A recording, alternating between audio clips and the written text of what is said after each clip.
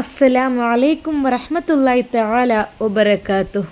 കോരിച്ചൊരിയുന്ന ആ ഒരു മഴയത്ത് മുംതാസിൻ്റെ കൈ പിടിച്ചുകൊണ്ട് ഡോക്ടർ അതാ അവരുടെ റിസോർട്ടിലേക്ക് കടന്നു ചെല്ലുന്നു. ഏതോ ഒരു മായാലോകത്തേക്ക് കടന്നു ചെല്ലുന്നത് പോലെയാണ് അവൾക്കത് അനുഭവപ്പെട്ടത്. ഒരിക്കലും തൻ്റെ ആത്മാവ് ഇവിടേക്ക് വരുന്നില്ല. തൻ്റെ ശരീരം എന്തോ ഒരു വസ്തുവിനെ പോലെ നടന്നു പോവുകയാണ്.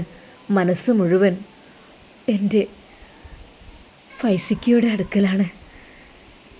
അവളുടെ ചിന്തകളിങ്ങനെ പെരുകിക്കൊണ്ടിരുന്നു.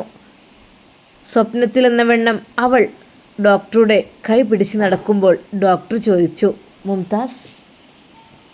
അവൾ ഒരു നിമിഷം അദ്ദേഹത്തിൻ്റെ മുഖത്തേക്ക് നോക്കി. എന്താ, ടെൻഷനുണ്ടോ? ഒരു പേടിയും പേടിക്കണം കേട്ടോ. 2 ദിവസത്തിനുള്ളിൽ നമ്മളിവിടുന്ന് പറക്കും കുവൈറ്റിലേക്ക്. പിന്നെ നമ്മുടെ ജീവിതം അവിടെ ആയിരിക്കും. എന്താ? അവൻ്റെ ആ ഒരു വാക്കുകൾ കേട്ട് അവൾക്കൊന്നും മിണ്ടാൻ കഴിഞ്ഞില്ല. അവൾ മൗനം പാലിച്ചു. അവിടെയുള്ളവരെല്ലാം മണവാട്ടിയെ ഒരു നോക്കു കാണുവാൻ വേണ്ടി നിന്നു. ആ റിസോർട്ടിൽ ചുറ്റുഭാഗത്തുമായി താമസിക്കുന്നവരോടൊക്കെ ജസ്റ്റ് ഒന്ന് പറഞ്ഞിരുന്നു. അവർക്ക് ചെറിയ രീതിയിലൊരു ട്രീറ്റ് കൊടുത്തിട്ട് എന്തായാലും കുവൈറ്റിലേക്ക് പോകാമെന്നാണ് കരുതിയത്. എന്തൊക്കെ തന്നെയായാലും ഈ രാത്രി അത് ഈ റിസോർട്ടിൽ തന്നെയാണ്. വളരെയധികം ആഡംബരപൂർണമായ റിസോർട്ടാണ് അവർ എടുത്തിരിക്കുന്നത്. അതിലേക്ക് രാജകുമാരിയെപ്പോലെ മുംതാസിൻ്റെ കൈപിടിച്ച് ഡോക്ടർ നടന്നുപോയി. കണ്ടവരെല്ലാം അത് പറഞ്ഞു. നല്ല ഭംഗിയുള്ള മണവാട്ടിപ്പെണ്ണ്, 2 പേരും നല്ല ചേർച്ച. മനസ്സിനുള്ളിൽ ഒരു പിടി ഭാരവുമായിട്ടാണ് അവൾ അതിലേക്ക് കടന്നു ചെന്നത്. സാരി ഉടുത്ത ഒരു ഉമ്മ അങ്ങോട്ട് ചെന്നു. അവളെ കൈപിടിച്ച് അതാ അവിടേക്ക് കയറ്റുന്നു. മോളെ മുംതാസ്, കയറിക്കോളൂ, ബിസ്മി ചൊല്ലിക്കൊണ്ട്. ഒരു നിമിഷം ആ ഉമ്മയുടെ മുഖത്തേക്ക് മുംതാസ് നോക്കി. അവരുടെ സംസാരത്തിൽ അല്പം ഹിന്ദിയും കലർന്നതുപോലെ അവൾക്ക് തോന്നി. ഹിന്ദിയും മലയാളവും മിക്സായിട്ടാണ് അവളുടെ ഭാഷ. പക്ഷേ ഡോക്ടറാണെങ്കിൽ ശരിക്കും നല്ല രീതിയിൽ മലയാളം പറയുന്നുമുണ്ട്. മണിയറയിലേക്ക് കൈ പിടിച്ചുകൊണ്ട് മുംതാസിനെ അതാ ഉമ്മ അവിടെ കൊണ്ടുപോയി ഇരുത്തി. മുംതാസിന് ഒരു സന്തോഷവുമില്ലായിരുന്നു. അവൾ ഒരു നിമിഷം അവിടെ ആകെ ഒന്ന് നോക്കി. പിന്നീട് എന്തോ ഒരു ചിന്തയിലേക്ക് കടന്നതുപോലെ അവൾ അവിടെ തന്നെ തല താഴ്ത്തിക്കൊണ്ടിരുന്നു. പലരും അവളെ വന്ന് കാണുന്നു, പേര് ചോദിക്കുന്നു, എന്തൊക്കെയോ ചോദിക്കുന്നു. അതിനെല്ലാം യാന്ത്രികമായി അവൾ മറുപടിയും നൽകിക്കൊണ്ടിരുന്നു. അതിൽ ഉമ്മ ഒരു ഗ്ലാസ് പാലുമായി അതാ വരുന്നു. മോളെ മുംതാസ്, ആ ഒരു ഗ്ലാസ് പാല് അതാ അവളുടെ കൈകളിൽ ഏൽപ്പിക്കുന്നു. കുറച്ച് സമയം കഴിഞ്ഞപ്പോൾ അതാ ഡോക്ടർ കടന്നു വരുന്നു. ചാരിയ വാതിൽ പതുക്കെ തുറന്നുകൊണ്ട് അസ്സലാമു അലൈക്കും അവൻ കടന്നു വന്നു. ഡോക്ടർ ആ റൂമിലേക്ക് വന്നപ്പോൾ ശരിക്കും അവളുടെ മനസ്സിൽ വല്ലാത്തൊരു ഭയം തോന്നി. ഡോക്ടർ അകത്തേക്ക് വന്നപ്പോൾ അവൾ പേടിച്ച് എഴുന്നേറ്റ് നിന്നു. മുംതാസ്, ഇരുന്നോളൂ, അവൻ വളരെയധികം സൗമ്യതയോടെ പറഞ്ഞു. ടേബിളിൽ വച്ചിരുന്ന ആ ഒരു പാൽ അത് അവനെടുത്ത് അവളുടെ നേരെ നീട്ടി. എന്നാ മുംതാസ്, കുടിച്ചോളൂ എന്ന് പറഞ്ഞു. അവൾ അത് വേണ്ടെന്ന്. No thanks. അതെന്താ മോളെ നീ അങ്ങനെ പറഞ്ഞത്? കുടിക്കൂ എന്ന് പറഞ്ഞ് അവൻ സ്നേഹത്തോടെ അവളെ സമീപിക്കുന്നു. മുംതാസ്, എന്തു പറ്റി? തലവേദന എടുക്കുന്നുണ്ടോ? ഇത്രയ്ക്ക് ദൂരെ യാത്ര ചെയ്ത് വന്നതുകൊണ്ടും പിന്നെ ഡ്രസ്സെല്ലാം ഈ രീതിയിൽ ധരിച്ചത് കൊണ്ടും അതൊക്കെ ഒന്ന് അഴിച്ചു മാറ്റി സിമ്പിളായത് ഇടാമായിരുന്നു. അതിനൊന്നും അവൾ ഒരു റീപ്ലൈയും കൊടുത്തില്ല. മുംതാസ്, എന്തു പറ്റി? മോൾക്ക് വിഷമമുണ്ടാവില്ലേ? ഉമ്മയും ഉപ്പയൊക്കെ വിട്ടുപിരിഞ്ഞ് പോന്നിട്ട്? സാരല്ല കേട്ടോ, അതൊക്കെ ശരിയായിക്കോളും 2 ദിവസം കഴിയുമ്പോൾ. അത് ഫസ്റ്റ് ടൈം ആകുമ്പോൾ അങ്ങനെയൊക്കെ ഉണ്ടാവും. ക്ഷീണമുണ്ടെങ്കിൽ മോള് കിടന്നുറങ്ങിക്കോളും. അവൻ്റെ സ്നേഹത്തോടെയുള്ള ആ ഒരു സംസാരം, അവളുടെ സ്നേഹം പരമാവധി പിടിച്ചു പറ്റുവാൻ വേണ്ടിയിട്ട് ഡോക്ടർ അതാ പല രീതിയിലും അവളോട് സംസാരിക്കുന്നുണ്ട്. പക്ഷേ അവൾക്ക് അതൊന്നും അങ്ങോട്ട് ഇഷ്ടപ്പെടുന്നില്ല. അവളുടെ വിഷമം കൊണ്ടാണ് എന്ന് കരുതിയിട്ട് ഡോക്ടറോട് പറയുന്നു, സാരല്ല കേട്ടോ, നമുക്ക് നാളെ വീട് വരെ ഒന്ന് പോകാം. എന്നിട്ട് കുവൈറ്റിലേക്ക് പോകുന്നതിന് മുമ്പായിട്ട് കാര്യങ്ങളൊക്കെ അവരോട് പറഞ്ഞ് സംസാരിച്ചിട്ട് പോകാം. അല്ലാതെ പെട്ടെന്ന് നിന്നെ അങ്ങ് കൊണ്ടുപോകുന്നില്ല. അങ്ങനെ പോരെ? അവൾ ശരിയെന്ന് തലയാട്ടി. എന്നാൽ മുംതാസ്, ഉറങ്ങിക്കോളും, തലവേദന ആകും, ഇനി ഒരുപാട് സമയം ഉറക്കൊഴിച്ചിങ്ങനെ ഇരിക്കേണ്ട ആവശ്യമില്ലല്ലോ എന്ന് പറഞ്ഞു. മുംതാസിൻ്റെ അടുത്തേക്ക് ഡോക്ടർ വന്നിരുന്നു. അവൾ പെട്ടെന്ന് തന്നെ അപ്പുറത്തേക്ക് നീങ്ങിയിരുന്നു. മുംതാസ്, ചിലത് ചൊല്ലി പറയാനൊക്കെ ഉണ്ട്. നിന്റെ തലയിൽ കൈവച്ച് അതിനു വേണ്ടിയിട്ടാണ് ഞാനിവിടെ ഇരുന്നത്. അത് പറഞ്ഞപ്പോൾ അവൾക്ക് മനസ്സിലായി ചെക്കനെ കുറച്ച് ദീനീബോധമുള്ള ചെക്കനാണെന്നുള്ള കാര്യം. പക്ഷേ ഡോക്ടർ അവളുടെ അടുക്കലിരുന്നപ്പോൾ അവൾ പെട്ടെന്ന് നീങ്ങിയിരുന്നത് കൊണ്ട് തന്നെ ഡോക്ടർക്ക് അത് വല്ലാത്തൊരു വിഷമായി. മുംതാസ്, എന്തു പറ്റി? പിന്നെ ആദ്യമായിട്ട് ഭാര്യയെ കാണുമ്പോൾ ചൊല്ലുവാനുള്ള ചില കാര്യങ്ങളുണ്ട്, അതൊന്ന് ഞാൻ ചൊല്ലിക്കോട്ടെ? അതിന് വിരോധമല്ലല്ലോ. അതിന് നിൻ്റെ തലയിൽ കൈവച്ചിട്ട് അത് ചൊല്ലണം, അത് സുന്നത്താണ് എന്ന് പറഞ്ഞു. അത് കേട്ടപ്പോൾ അവൾ പിന്നെ ഒന്നും മിണ്ടിയില്ല. അവളുടെ സമ്മതത്തോടെ തന്നെ തലയിൽ കൈവച്ച് അത് ഡോക്ടർ ചൊല്ലിക്കൊണ്ടിരുന്നു. ഇനി കുഴപ്പമില്ല, പഠിച്ച റബ്ബ് എല്ലാം റാഹത്തിലാക്കട്ടെ. പിന്നെ മോൾക്ക് ഉറക്കം വരുന്നുണ്ടെങ്കിൽ ഉറങ്ങിക്കോട്ടോ, ഞാൻ ബുദ്ധിമുട്ടിക്കുന്നൊന്നുമില്ല. ഇൻഷാ അല്ലാ, നമുക്ക് ഇനിയും ദിവസങ്ങൾ ബാക്കിയുണ്ടല്ലോ. സങ്കടത്തോടെയാണെങ്കിലും ഡോക്ടർ അത് പറഞ്ഞു. അവൾക്ക് സമാധാനമായി. അവൾ ആ കട്ടിലിൻ്റെ അരികിലേക്ക് നീങ്ങിക്കിടന്നു. ഒരു നിമിഷം ഡോക്ടർ ചോദിച്ചു, മുംതാസ്, കട്ടിൽ നടുകിലിട്ടതുകൊണ്ട് തന്നെ അത്രയ്ക്ക് അരുക്ക് പോയാൽ വീഴാൻ ചാൻസ് ഉണ്ട്. അതും ഉറക്കത്തിലൊക്കെ ജസ്റ്റ് ഒന്ന് ഉരുളുന്ന സ്വഭാവമൊക്കെ ഉണ്ടെങ്കിൽ അത് കുറച്ചുകൂടി ഇങ്ങോട്ട് നീങ്ങിക്കിടന്നോളൂ, അതായിരിക്കും നല്ലത്. പുറത്ത് കോരിച്ചൊരിയുന്ന മഴയാണ്. ആ റൂമിനുള്ളിലേക്ക് ഒന്നും അറിയുന്നില്ല. ആ AC-യുടെ തണുപ്പിൽ അവളാകെ വിറക്കുന്നത് പോലെ അവനക്ക് തോന്നി. ആ പുതപ്പെടുത്ത് അവളെ പുതപ്പിച്ചു. മുംതാസ്, ഉറങ്ങിക്കോട്ടോ, മോൾ റിലാക്സ് ആയിട്ട്. പിന്നെ നമുക്ക് നാളെയോ മറ്റന്നാളൊക്കെ ഉമ്മയുടെ ഇപ്പോഴും എടുത്ത് പോവാട്ടോ, വിഷമിക്കണ്ട. അവളെ ഒട്ടും വേദനിപ്പിക്കാതെ വിഷമിപ്പിക്കാതെ ഡോക്ടറുടെ ആ ഒരു പെരുമാറ്റം അത് അവളിൽ വല്ലാതെ ആശ്വാസം പകർന്നു. നേരം പെട്ടെന്ന് വെളുത്തുവെന്ന് അവൾക്ക് തോന്നി. സുബഹിൻ്റെ സമയമായപ്പോൾ ആ ഡോക്ടർ അവളെ തട്ടി വിളിക്കുന്നു. മുംതാസ്, മുംതാസ്, ബാങ്ക് കൊടുക്കുന്നു, നിസ്കരിക്കണ്ടേ എന്ന് പറഞ്ഞിട്ട് തൻ്റെ ഭർത്താവിൻ്റെ കൂടെയാണ് തൻ്റെ ജീവിതം എന്നുള്ള ആ ഒരു സത്യം അവൾ ഒരു ഞെട്ടലോടെയാണ് തിരിച്ചറിഞ്ഞത്. അവൾ പെട്ടെന്ന് ബെഡിൽ നിന്ന് എണീറ്റിരുന്നു. തൻ്റെ ജീവിതത്തിൽ എന്തൊക്കെയോ നഷ്ടപ്പെട്ടതുപോലെയാണ് അവൾക്ക് അനുഭവപ്പെട്ടത്. പെട്ടെന്ന് വാഷ്റൂമിൽ പോയി ഉളൂഹ് എടുത്തു വന്നു. അവൾക്കുള്ള നിസ്കാരക്കുപ്പായം ഡോക്ടർ അവൾക്ക് നേരെ നീട്ടി. ദാ നിസ്കാരക്കുപ്പായം. അത് പറഞ്ഞുകൊണ്ട് അവൻ പുറത്തേക്ക് പോയി. കുറച്ചു കഴിഞ്ഞപ്പോഴുണ്ട് വാതിലിന് ഒരു മുട്ട് കേൾക്കുന്നു. മുംതാസ് ഒരു നിമിഷം ആരായിരിക്കും എന്ന് കരുതി. അത് മറ്റാരുമല്ലായിരുന്നു, ഹിന്ദി ഭാഷ കലർന്ന മലയാളം ഭാഷയിലൂടെ കോഫിയുമായി ഉമ്മ. ബേട്ടി, ദാ കോഫി കുടിച്ചോളൂ എന്ന് പറഞ്ഞു.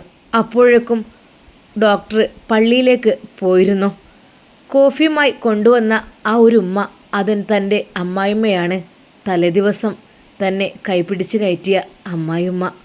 കുറച്ച് പ്രായമായിട്ടുണ്ട്, എങ്കിലും കുഴപ്പമില്ല, ആരോഗ്യത്തിന് കുഴപ്പമില്ല.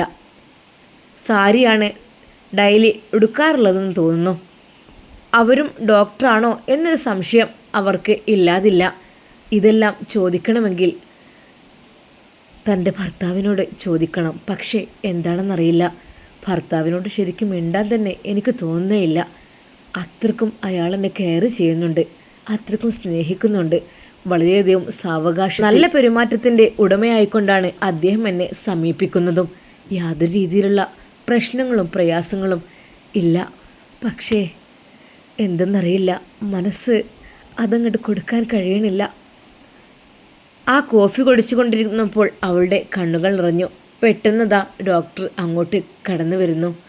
ആ മുംതാസ്, കോഫി സ്നാക്കൊന്നും കഴിച്ചില്ലേ എന്നുള്ള രീതിയിൽ അത്രക്കും എളിമയോടെ ഒരു ഡോക്ടർ എന്നോട് ഇങ്ങനെ പെരുമാറുന്നു. ശരിക്കും അവൾക്ക് ഒരു ഭർത്താവിൽ നിന്നുള്ള സ്നേഹമല്ല അയാളിൽ നിന്ന് കിട്ടിയത്.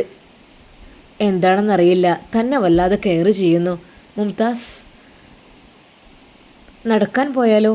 നമുക്കൊന്ന് രാവിലെ എക്സസൈസ്, അത് നല്ലതാണ്. കുറച്ച് സമയം ഞാനൊന്ന് ഓടാനോ അല്ലെങ്കിൽ ജിമ്മിനോ പോവും. അതെപ്പോഴും ശരീരത്തിന് നല്ലതാണല്ലോ. നല്ല ഹെൽത്തി ആയിട്ടുള്ള ബോഡി ആവണമെന്നുണ്ടെങ്കിൽ അങ്ങനെ ആവണം. അല്ലെങ്കിൽ വയറൊക്കെ ചാടി കൊഴുപ്പൊക്കെ കൂടി അത് മോശമായിരിക്കും. അപ്പോൾ ചീത്ത കൊളസ്ട്രോളിനെയൊക്കെ ഒന്ന് ഒരുക്കി കളയാണെങ്കിൽ നമുക്കൊന്ന് പോയാലോ? ഇതുവരെ ഞാൻ ഒറ്റയ്ക്കല്ലേ നടന്നതും ജിമ്മിൽ പോയതും. ഇനി മുതൽ എൻ്റെ ഭാര്യയുണ്ടല്ലോ. പാവം അയാളുടെ ആ ഒരു വാക്ക് കേട്ട് മുംതാസിന് ഒരു കുലുക്കവും ഉണ്ടായില്ല. അവൾ എങ്കിലും അവിടെ നിന്ന് എണീറ്റു. ശരിയാണ്, എന്തെങ്കിലും എക്സസൈസിങ് ചെയ്യാം, അല്ലാതെ ഈ റൂമിലിരുന്നിട്ട് ഇപ്പം എന്താ? അവിടെ ജോലികളൊന്നും ചെയ്യേണ്ട ഒരാവശ്യവുമില്ല. അവിടെയും അവർക്ക് സെർവൻ്റാണ് ഉള്ളത്. അതുകൊണ്ട് തന്നെ ഒരു രാജകുമാരിയെപ്പോലെ അവളെ അതാ അവൻ കൊണ്ടുപോകുന്നു. ഹിന്ദി സംസാരിക്കുന്ന ആ ഉമ്മ അതാ അവർക്ക് യാത്ര പറയുന്നു. മകൻ ചോദിക്കുന്നു, ഉമ്മ വരുന്നില്ലേ? നെയ്, പിന്നെ വരാം എന്നുള്ള രീതിയിൽ അവരത് പറയുന്നു. ആ, മമ്മിക്ക് മടിയാണല്ലേ? ഇടയ്ക്കിടെ മമ്മിയെന്നും ഉമ്മയെന്നും മാറി മാറി വിളിക്കും. അതാണ് അവരുടെ രീതി. ഡോക്ടറുടെ കൂടെ ജിമ്മിലേക്ക് പോയ അവൾ ഡോക്ടർ ഓരോ എക്സസൈസ് ചെയ്യുന്നു. അവൾക്ക് പറ്റിയതെല്ലാം ഡോക്ടർ അവൾക്ക് വേണ്ടി കാണിച്ചു കൊടുക്കുന്നു. സിമ്പിളായിട്ടുള്ളത്. മുംതാസ് ജിം ചെയ്യാറുണ്ടോ എന്നുള്ള ചോദ്യത്തിനും അവൾക്ക് ശരിക്ക് മൗനമായിരുന്നു മറുപടി. താൻ കല്യാണം കഴിച്ച തൻ്റെ ഭാര്യ തന്നോട് ശരിക്കൊന്നും മിണ്ടുന്നില്ല, സംസാരിക്കുന്നില്ല, ഒന്നിടപഴകുന്നില്ല എന്നുള്ള കാര്യത്തിൽ ഡോക്ടർക്ക് മനസ്സിനുള്ളിൽ വല്ലാത്തൊരു വിഷമമുണ്ട്. എന്താണെന്നറിയുന്നില്ല അവൾക്ക്. എന്താ എൻ്റെ ഭാഗത്ത് നിന്ന് ഇനി എന്തെങ്കിലും ശ്രദ്ധിക്കാനുണ്ടോ എന്നുള്ള രീതിയിൽ അവൻ വീണ്ടും വീണ്ടും അവളെ ഓരോന്ന് പറഞ്ഞ് സംസാരിപ്പിക്കുകയാണ്. മുംതാസ്, നിനക്കെന്താ നാസ്ത വേണ്ടത്? ബ്രേക്ക്ഫാസ്റ്റ് എന്താ വേണ്ടത്? നിനക്ക് ഇഷ്ടമുള്ളത് നമുക്ക്. നോ താങ്ക്സ്, എനിക്കൊന്നും വേണ്ട എന്നുള്ള രീതിയിൽ അവൾ തിരിഞ്ഞു നടക്കുന്നു. അവൻക്ക് നല്ല ടെൻഷനാവുകയാണ്. ജിമ്മിൽ പോയി തിരികെ എത്തി ഡൈനിങ് ടേബിളിൽ ഫുഡെല്ലാം ഒരുക്കി സെറ്റാക്കിയിരുന്നു. അവർ ഫ്രഷായി ഫുഡിന് വേണ്ടി ഇരിക്കുന്നു. ആ ദിവസം തന്നെ അവൾ പറയുന്നു, എനിക്ക് വീട്ടിൽ പോകണം. പാവം ആ ഡോക്ടർ അതും സമ്മതിക്കുന്നു. ഉമ്മയോടും ആ ഉമ്മാവന്മാരോടൊക്കെ സമ്മതം ചോദിച്ച് അവർ അതാ അവരുടെ വീട്ടിലേക്ക് പോകുന്നു. മകളും മരുമകനും ഇന്ന് വരും എന്നുള്ള ആ ഒരു വാർത്ത കേട്ടപ്പോൾ അവർക്ക് സന്തോഷമായി. മുംതാസ് വരുന്നു എന്നറിഞ്ഞപ്പോൾ ഫൈസലിന് എന്ത് ചെയ്യണം എന്നറിയുന്നില്ല. അവളുടെ മുഖത്ത് ഞാൻ എങ്ങനെ നോക്കും? ഇല്ല, ഇനി എനിക്ക് അവളുടെ മുഖത്ത് നോക്കാൻ കഴിയില്ല. അവൾ ഇന്ന് മറ്റൊരുത്തൻ്റെ ഭാര്യയാണ്. ഒരിക്കലും അവളെ ഇനി അവകാശപ്പെടാൻ എനിക്കാവില്ല. ഡോക്ടറുടെ ആ ഒരു ആഡംബര കാറിൽ അവർ കയറി നേരാതാ ഇവർ താമസിക്കുന്ന ഫ്ലാറ്റിൻ്റെ മുമ്പിലെത്തുന്നു. അവൾ ഓടിച്ചെന്ന് ഉമ്മയെയും ഉപ്പയെയും കെട്ടിപ്പിടിച്ചു. മോൾക്കും മരുമകൻക്കും വേണ്ടി പ്രത്യേകമായി ഫുഡും കാര്യങ്ങളും എല്ലാം അവർ സെറ്റാക്കിയിരുന്നു. ഫൈസലും അവിടെ ഉണ്ടായിരുന്നു. ആ ദിവസം ഫൈസൽ അവിടെ നിന്ന് പോകണമെന്ന് കരുതിയതായിരുന്നു. പക്ഷേ ഉപ്പയുടെ നിർബന്ധത്തിന് വഴങ്ങി അവൻ അവിടെ നിന്നു. അവൻക്കൊരിക്കലും അവർ രണ്ടുപേരും ഒരുമിച്ച് വരുന്ന ആ രംഗം കാണുവാൻ കഴിയുന്നുണ്ടായിരുന്നില്ല. ഫൈസലിനെ കണ്ടപ്പോൾ മുംതാസ് ഒരു നിമിഷം അവൻ്റെ മുഖത്തേക്ക് തന്നെ സൂക്ഷിച്ചു നോക്കി. അവൻ എന്ത് ചെയ്യണം, എന്ത് പറയണം എന്നറിഞ്ഞില്ല. അല്ലെങ്കിലും ഇനി എന്തിന്? അവൾ മറ്റൊരുത്തൻ്റെ ഭാര്യയല്ലേ. അവളെക്കുറിച്ച് തെറ്റായ ഒരു രീതിയിലുള്ള ഒരു ചിന്തകളും എനിക്കിനി പാടേയില്ല. പാവം ഡോക്ടർ വേഗം ഫൈസലിൻ്റെ അടുത്തെത്തി സംസാരിക്കാനൊക്കെ തുടങ്ങി. അത് അവളുടെ ബ്രദറാണെന്നുള്ള രീതിയിലാണ് സംസാരിക്കുന്നത്. അളിയ, എന്തൊക്കെയുണ്ട്? സുഖം തന്നെയാണ്. ഞങ്ങൾ 2 ദിവസത്തിനുള്ളിൽ കുവൈറ്റിലേക്ക് പോവും. പിന്നെ അതിനിടയ്ക്ക് ഇങ്ങനൊരു യാത്ര വേണ്ടെന്ന് വിചാരിച്ചിട്ടാണ് ഇന്ന് തന്നെ അങ്ങോട്ട് ഞങ്ങൾ വന്നത്. പിന്നെ അവൾക്കൊരു ടെൻഷനും കാര്യങ്ങളൊക്കെ ചെറുതായിട്ട്, അത് പിന്നെ എല്ലാവർക്കും ഉണ്ടാകണമെന്നല്ലേ, അതൊക്കെ അങ്ങ് മാറിക്കോളും. അതുകൊണ്ട് ഞാൻ എന്നെക്കൊണ്ട് കഴിഞ്ഞ രീതിയിൽ അവളെ ഞാൻ കെയർ ചെയ്യുന്നുണ്ട്. ഒരു കാര്യത്തിലും അവളെ ഞാൻ ബുദ്ധിമുട്ടിച്ചിട്ടില്ല. പിന്നെ അവളുടെ ഇഷ്ടങ്ങൾ അറിഞ്ഞു വേണം ഇനിയെല്ലാം പ്രവർത്തിക്കാൻ. അതല്ലാതെ നമ്മൾ. അത് കേട്ടപ്പോൾ ഫൈസലിന് മനസ്സിനുള്ളിൽ എന്തൊക്കെയോ ഓരോ ചിന്തകൾ വന്നു. ഡോക്ടർ പറഞ്ഞതിൻ്റെ പൊരുൾ എന്താണാവോ?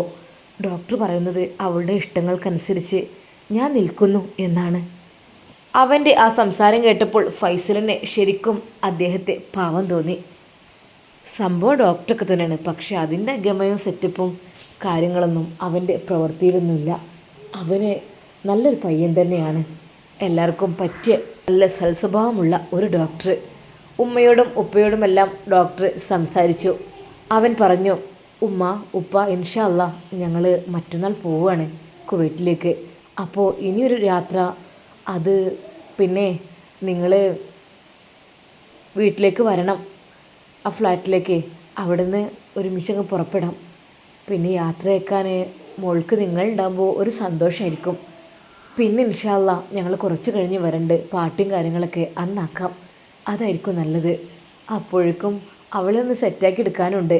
തികച്ചും വ്യത്യസ്തമായൊരു അന്തരീക്ഷത്തിലേക്കാണല്ലോ അവൾ കയറി വന്നത്. അതിൻ്റേതായൊരു മൂഡ് ഓഫ് അവൾക്കുണ്ട്. ഒക്കെ ശരിയാവും, അതൊക്കെ ഫസ്റ്റ് ടൈം ആകുമ്പോൾ.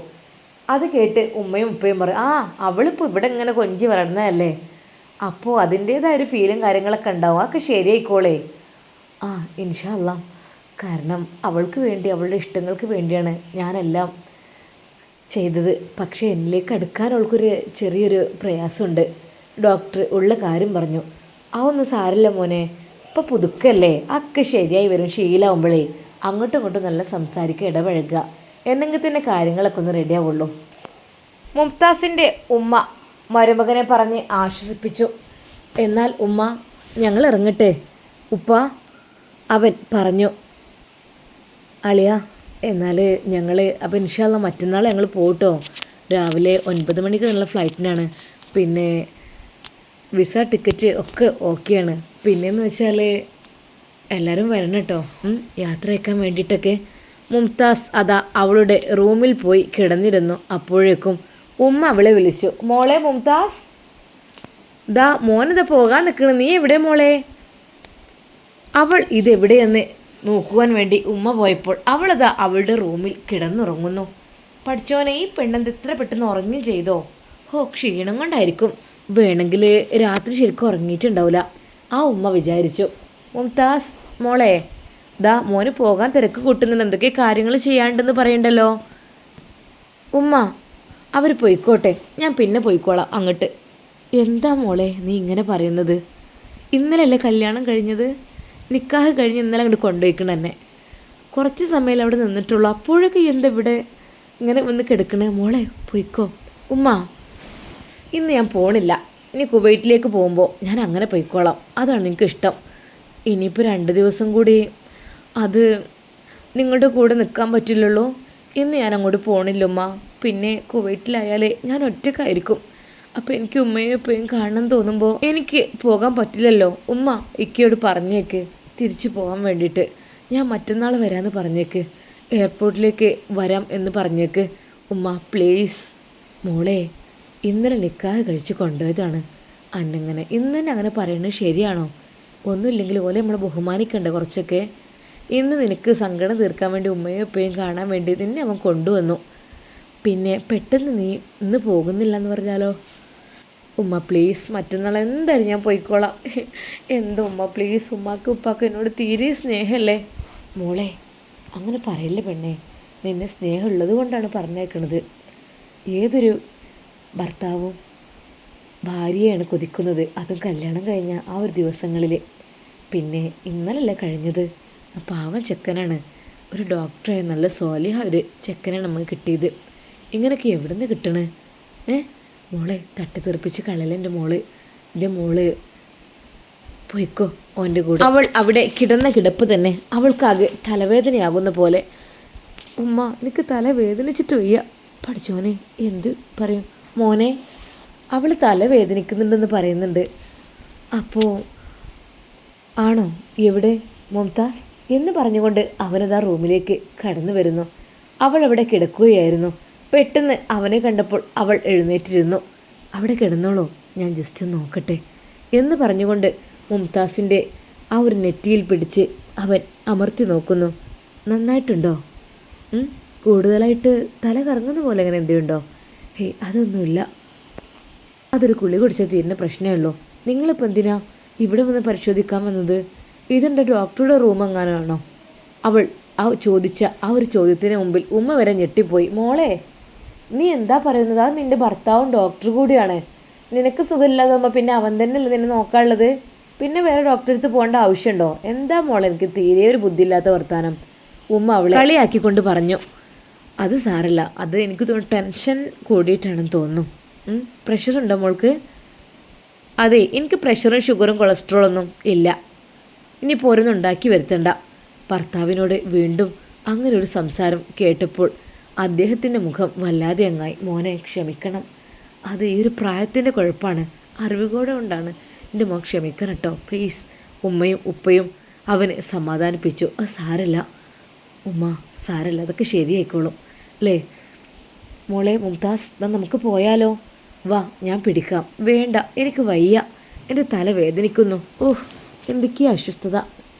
നമുക്ക് ഹോസ്പിറ്റലിൽ പോകണോ? അവിടെ പോയി ഒന്ന് ട്രിപ്പ് ഇട്ടാലോ? ആ, അതല്ലെങ്കിൽ വാങ്ങിയ റൂമിൽ നിന്ന് ഇട്ടാലും മതി. അങ്ങനെ ആക്കണോ? അവളുടെ ആ ഒരു തലവേദനയ്ക്ക് മുമ്പിൽ അവനാകെ ടെൻഷനായി. ഇനിയിപ്പോൾ മോനെ എന്താ ചെയ്യുക?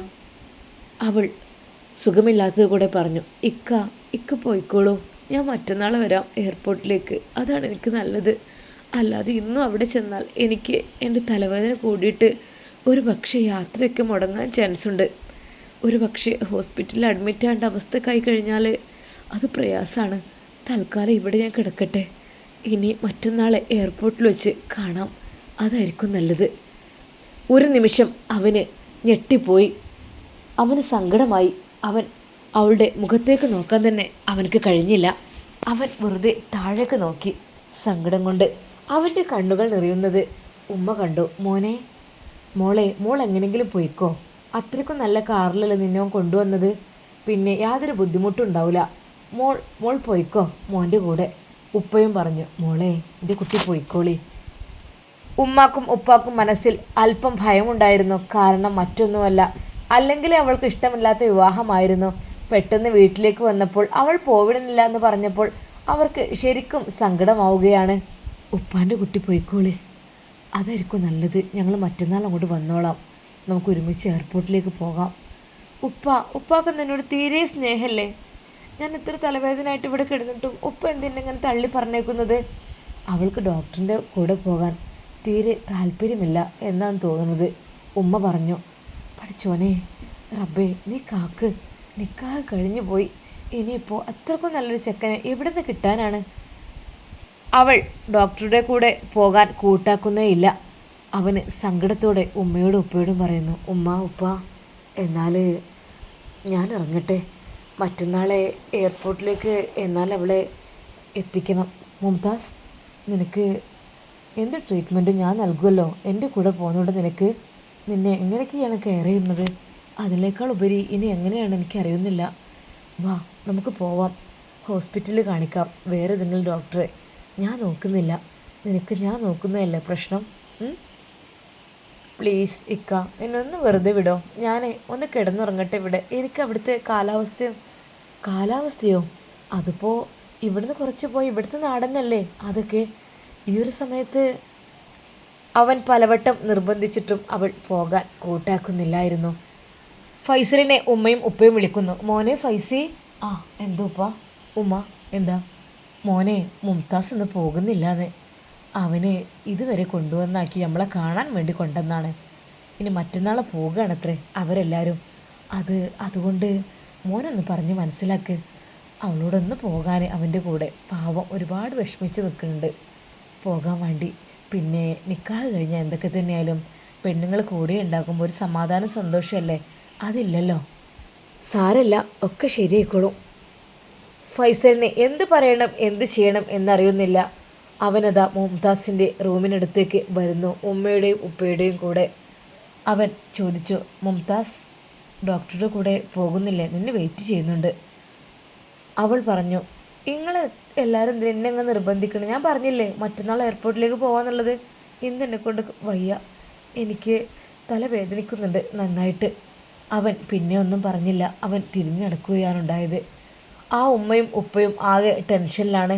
മുംതാസ് പോകാൻ കൂട്ടാക്കുന്നുമില്ല. അവസാനമായി ഡോക്ടർ ഒരിക്കൽ കൂടി അവളെ വിളിച്ചു. മുംതാസ്, ഇപ്പോൾ സുഖമുണ്ടോ? നമുക്ക് പോയാലോ? ഇനി കാലാവസ്ഥയൊക്കെ ഇവിടെ നിന്നൊക്കെ മാറിയിട്ട് അവിടെ എത്തുമ്പോൾ ഒക്കെ നല്ല അടിപൊളിയായിരിക്കും. വാ മോളെ, നമുക്ക് പോകാം. പക്ഷേ ഡോക്ടർ എത്ര വിളിച്ചിട്ടും അവൾ പോകാൻ തയ്യാറായില്ല. ഞാൻ പറഞ്ഞില്ലേക്ക ഞാൻ മറ്റന്നാൾ വരാമെന്ന്. അവളുടെ ആ പ്രയാസകരമായ വാക്ക് കേട്ട് ഡോക്ടർക്ക് സങ്കടമാകുന്നു. ഡോക്ടർ പറഞ്ഞു, എന്നാൽ മറ്റന്നാൾ ഒരു 7-8 മണിയാകുമ്പോഴേക്കും അവിടെ എത്തണം. 9 മണിക്കാണ് ഫ്ലൈറ്റ്, മിസ്സാക്കരുത് കേട്ടോ. നിനക്കുള്ള ടിക്കറ്റും കാര്യങ്ങളും എല്ലാം സെറ്റാണ്, അതൊന്നും വിഷയമല്ല. പിന്നെ അത്യാവശ്യത്തിനായി നിനക്ക് ധരിക്കാനുള്ള ഡ്രസ്സ് അതൊക്കെ ഞങ്ങൾ എടുത്തു വെച്ചിട്ടുണ്ട്, അതൊക്കെ ഞാനങ്ങ് പാക്ക് ചെയ്തോളാം. നീ ഇവിടുന്ന് വന്നാൽ മതി, ഉമ്മയുടെയും ഉപ്പയുടെയും ബ്രദറിൻ്റെയും കൂടെ കേട്ടോ. അങ്ങനെ അതാ സങ്കടത്തോടു കൂടി ആ ഡോക്ടർ അവിടെ നിന്ന് പടിയിറങ്ങുന്നു. ഡോക്ടർ പോയി കഴിഞ്ഞപ്പോഴാണ് മുംതാസിന് വല്ലാത്തൊരു ആശ്വാസം തോന്നിയത്. എന്തെന്നറിയില്ല, എന്തിൽ നിന്നോ ഒന്ന് രക്ഷപ്പെട്ടതുപോലെ. ഉമ്മ പറഞ്ഞു, മോളെ എൻ്റെ ജീവിതം വെച്ച് കളിക്കരുത് കേട്ടോ. പറഞ്ഞില്ലാന്ന് വേണ്ട, ജീവിതം ഒന്നേ ഉള്ളൂ, അത് നഷ്ടപ്പെട്ട് കഴിഞ്ഞാലേ ഭയങ്കര പ്രശ്നങ്ങളും പ്രയാസമായിരിക്കും. അത് നല്ല രീതിയിലുള്ള ജീവിതം നമ്മൾ തിരഞ്ഞെടുക്കാനുള്ള ബുദ്ധിയും വിവേകവും നമുക്ക് പഠിച്ച റബ്ബ് തന്നിട്ടുണ്ട്. അത് നമ്മൾ വിട്ടൊഴിവാക്കി വേറെ വല്ലതാണ് പ്ലാൻ എങ്കിൽ പിന്നെ ഒരു സമാധാനം സുഖം ഉണ്ടാവില്ല കേട്ടോ. നിനക്കിപ്പോൾ അവനെ ഇഷ്ടമല്ല അല്ലേ? ഡോക്ടറുമായുള്ള വിവാഹം നിനക്ക് താല്പര്യമില്ലായിരുന്നു. ഉമ്മയുടെയും ഉപ്പയുടെയും ഇഷ്ടത്തിനല്ലേ അതിലേക്ക് അങ്ങോട്ട് വീണ് പോയത്. മനസ്സിലായി മോളെ, നല്ല ചെക്കനാണ്, പഠിച്ച റബ്ബ് തന്നതാണ്, നല്ല സോലിഹായൊരു മോനാണിത്. എല്ലാം കൊണ്ടും കണ്ടില്ലേ, നിനക്കെന്താ അവൻ്റെ കൂടെ ഒരു ദിവസം ജീവിച്ചപ്പോത്തിന് മടുത്ത് പോന്നതാണോ മോളെ? മോളെ ജീവിതം തുടങ്ങുന്നേ ഉള്ളൂ കേട്ടോ. നല്ല ശ്രദ്ധിച്ച് സൂക്ഷിച്ച് നിന്നോ. പിന്നെ മറ്റന്നാളെ 7 മണിക്കെങ്കിലും നമുക്ക് ഇവിടുന്ന് പുറപ്പെടേണ്ടി വരും. 8 മണിക്കെങ്കിലും അവിടെ എത്തണ്ടേ? ഇനി അത് തെറ്റിക്കല്ലേട്ടോ മോളെ. അവരാകെ വിഷമത്തിലാണ്, അവന് പാവം ആ പയ്യൻ. മുംതാസ് ഡോക്ടറിൻ്റെ കൂടെ പോകാത്തതിൽ ഫൈസൽക്കും ചെറിയൊരു ടെൻഷനുണ്ടായിരുന്നു. കാരണം അവൻ്റെ ആ ഒരു സ്വഭാവ രീതി അങ്ങനെ ആയതുകൊണ്ട് നല്ലൊരു മനുഷ്യത്വത്തിന് ഉടമ, നല്ലൊരു സാഹോദര്യം, എല്ലാം കൂടി മൊത്തത്തിൽ നല്ലൊരാളാണ് ഡോക്ടർ എന്ന് ഒറ്റ നോട്ടത്തിൽ തന്നെ എല്ലാവർക്കും മനസ്സിലാകും. എല്ലാവരോടുള്ള ഇടപഴകലും കാര്യങ്ങളും അത്യാവശ്യത്തിന് കാണാൻ ഗ്ലാമറും എല്ലാം കൂടി ആയിട്ട് ഫൈസൽ വിചാരിക്കുന്നു, ഇവളെന്താ പോകാതിരിക്കുന്നത്, എനിക്ക് വേണ്ടിയാണോ എന്തെന്ന് എനിക്കറിയുന്നില്ല. പക്ഷേ അവൻ ആലോചിക്കുമ്പോൾ എനിക്ക് പാവം തോന്നാണ്. എൻ്റെ സുഖവും എൻ്റെ സന്തോഷവും ഞാനിപ്പോൾ ഓർക്കുന്നില്ല. പക്ഷേ ആ ഒരു നിക്കാഹ് ഇന്നലെ കഴിഞ്ഞ ആ ഒരു ഡോക്ടറായ യുവാവ് എത്ര പ്രതീക്ഷയോടെയായിരിക്കും വിവാഹത്തിലേക്ക് പ്രവേശിച്ചിരിക്കുക. പക്ഷേ ഇവളിങ്ങനെ വാശി പിടിച്ചു നിന്നാൽ ഇനിയിപ്പോൾ എന്താ റബ്ബേ ചെയ്യുക? എന്തൊക്കെ തന്നെയാലും മറ്റന്നാളത്തെ ആ ഒരു ഫ്ലൈറ്റിന് അവളും പോയാൽ മതിയായിരുന്നു. അല്ലെങ്കിൽ എനിക്ക് ഇനിയും ശാപം കിട്ടാൻ ചാൻസ് ഉണ്ട്. കാരണം എന്നെ വിചാരിച്ചിട്ടാണ് അവളിവിടെ നിൽക്കുന്നത്, അതെനിക്ക് നന്നായിട്ടറിയാം. കുറച്ച് കഴിഞ്ഞപ്പോൾ അവൾ എഴുന്നേറ്റ് പഴയ പോലെ തന്നെ അവരുടെ ആ ഒരു ക്ലാസ് റൂമിൻ്റെ ഭാഗത്തേക്ക് ചെന്നു. ഫൈസൽ അവിടെ ഓരോന്ന് ആലോചിച്ച് ഇരിക്കുന്നുണ്ടായിരുന്നു. പെട്ടെന്ന് ഫൈസലിൻ്റെ അടുത്തേക്ക് അവൾ വന്നു. ഫൈസി, അവൾ ചിരിച്ചുകൊണ്ടാണ് വരുന്നത്. നേരത്തെ അവളെ കണ്ടപ്പോൾ കണ്ണും മുഖമൊക്കെ ആകെ ചുവന്ന് തുടുത്ത് ഉണ്ടായിരുന്നു. ഇപ്പോഴിതാ നല്ല പ്രസന്നതയോടെ വന്നിരിക്കുന്നു. മുംതാസ്. ഫൈസി, എന്താ മുംതാസ് നീ ഡോക്ടറുടെ കൂടെ പോകാതിരുന്നത്? മോശമായി പോയില്ലേ? എന്ത് നല്ലൊരു മനുഷ്യനാണ് അദ്ദേഹം. എനിക്ക് സുഖമല്ല, ഞാൻ പിന്നെ എന്താ ചെയ്യാം? ഇപ്പം സുഖമായോ? ഇപ്പം സുഖമുണ്ട്, ആശ്വാസമായി. എന്താ നിനക്ക്, നിൻ്റെ മനസ്സിലെന്താണ്? അവൻ്റെ കൂടെ പോകാൻ നിനക്ക് ഉദ്ദേശമല്ലേ? ഫൈസി, മനസ്സിൽ സ്നേഹം തോന്നുന്നവരല്ലേ സ്വീകരിക്കുക, അല്ലാതെ മനസ്സുകൊണ്ട് ഇഷ്ടമില്ലാത്തവരെ എങ്ങനെ? ഞാനൊരു പ്രതിമയെ പോലെയാണ് അയാളുടെ കൂടെ പോയത്. അയാൾ കുഴപ്പമൊന്നുമില്ല, ആൾ നല്ല ആളൊക്കെ തന്നെയാണ്. പക്ഷേ എന്തെന്നറിയില്ല, എനിക്കങ്ങോട്ട് അയാൾ എൻ്റെ ഭർത്താവായി കാണാൻ കഴിയുന്നേ ഇല്ല ഫൈസി. സത്യമായിട്ടും എനിക്കതിന് കഴിയുന്നില്ല. അവൾ പൊട്ടിക്കരഞ്ഞു. സാരല്ല, കരയാതിരിക്കോ, അതൊക്കെ പതിയങ്ങ് ശരിയായിക്കോളും. പിന്നെ മറ്റന്നാളെ വേഗം ഇറങ്ങാൻ നോക്കണേ, അധികം വൈകിപ്പിക്കണ്ട. പാവാണ്, നമ്മളവരെ വേദനിപ്പിക്കാൻ പാടില്ല. അങ്ങനെയൊക്കെ വേദനിപ്പിച്ച് കഴിഞ്ഞാൽ എൻ്റെ മുംതാസ്, നമുക്കതിൻ്റെ ശിക്ഷ ദുനിയാവിൽ നിന്ന് തന്നെ കിട്ടും. ഒരാളെയും വേദനിപ്പിക്കരുത്. ഫൈസൽ അവൻ്റെ ആ ഒരു അനുഭവം വെച്ചുകൊണ്ടാണ് അതവളോട് പറഞ്ഞത്. ഒരു കുഴപ്പവുമില്ലാത്ത നല്ല പെൺകുട്ടിയായിരുന്നു എൻ്റെ നുസൈബ. ഓരോ കാരണങ്ങൾ പറഞ്ഞ് ഞാൻ അവളെ അങ്ങ് ഒഴിവാക്കി. ഇപ്പോഴെൻ്റെ സ്ഥിതി കണ്ടില്ലേ? ആ ഒരു സ്ഥിതി ഒരിക്കലും മുംതാസിന് വരാൻ പാടില്ല. അതുകൊണ്ട് തന്നെ അവൻ നല്ല രീതിയിൽ ഉപദേശിച്ചു കൊടുത്തു. മോളെ, ജീവിതത്തിൽ ആദ്യം വരുന്നത് അത് നമ്മൾ സ്വീകരിക്കണം. അത് നമ്മൾ തട്ടിമാറ്റി കളയാൻ പാടില്ല. അതിലൊരുപാട് ബർക്കത്തുകൾ ഉണ്ടാവും. അതൊരു പക്ഷേ തട്ടിമാറ്റിക്കളഞ്ഞാൽ പിന്നീട് നമുക്ക് ഉണ്ടാകുന്ന വിവാഹാലോചനകളൊന്നും അത്രക്കങ്ങട്ട് ഗതി പിടിക്കൂല. സത്യം, അനുഭവം സാക്ഷി. അത് പറഞ്ഞപ്പോൾ മുംതാസ് ഞെട്ടിപ്പോയി. ഫൈസി, എന്താ പറഞ്ഞത്? അതേടി, ആദ്യം വരുന്ന വിവാഹാലോചനകൾ അതായിരിക്കും അവനവൻ്റെ ജീവിതത്തിൽ ബർക്കത്ത് കൊണ്ടുവരുന്നത്. നമ്മളതൊരിക്കലും തട്ടിമാറ്റാൻ പാടില്ല. തട്ടിമാറ്റിയാൽ എൻ്റെ അനുഭവം നിനക്കുണ്ടാകും മുംതാസ്. ഒരു സഹോദരൻ്റെ സ്ഥാനത്ത് നിന്നുകൊണ്ട് ഞാൻ നിന്നോട് പറയാണ്, അവന് നീ ഒരിക്കലും വെറുക്കരുത്. അവൻ്റെ കൂടെ ജീവിക്കണം. അതല്ല, അത് തട്ടിത്തെറിപ്പിച്ചാൽ ഒരിക്കലും മോളെ നിനക്ക് നല്ലൊരു ജീവിതം ഉണ്ടാവില്ല. എല്ലാം അനുഭവിച്ചു വന്നതാണ് ഈ ഞാൻ. എൻ്റെ മോളും അതിൽ പെടാൻ പാടില്ല. മുംതാസിനോട് ഉപദേശങ്ങൾ നൽകിക്കൊണ്ട് അതാ ഫൈസൽ അവിടെ ഇരിക്കുന്നു. അവൻ്റെ കഥ കേൾക്കാൻ, അനുഭവം കേൾക്കാൻ അവളതാ കാതുകൂർപ്പിച്ച് നിൽക്കുന്നു. ഇൻഷാ അല്ലാ നമുക്കിതിൻ്റെ ബാക്കി ഭാഗം നാളെ കാണാം. അതുവരേക്കും എല്ലാവർക്കും അസ്സലാമു അലൈക്കും വറഹ്മത്തുള്ളാഹി.